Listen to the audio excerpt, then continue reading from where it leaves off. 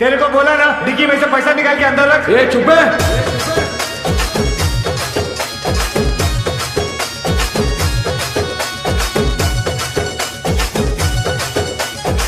ए driver, तेरे को बोला ना। ए चुप है।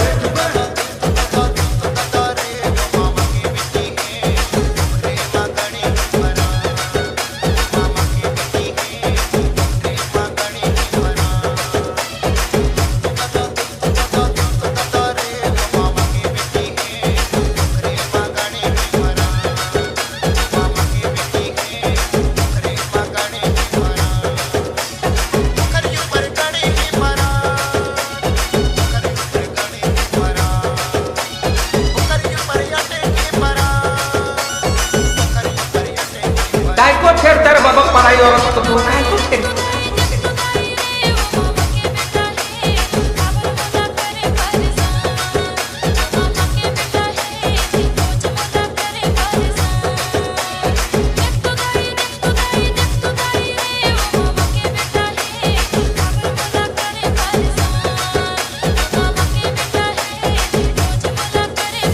बाबू भाई ऐसे डायरेक्ट बाबू तेरा तो गेम बचाना।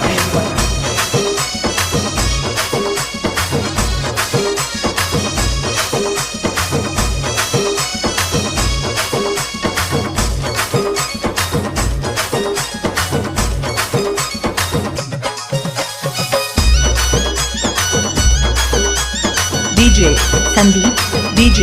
Sandeep remix music ये समस्या है क्या बोल रहे हैं? ये तो लावणी मांग रहे हैं।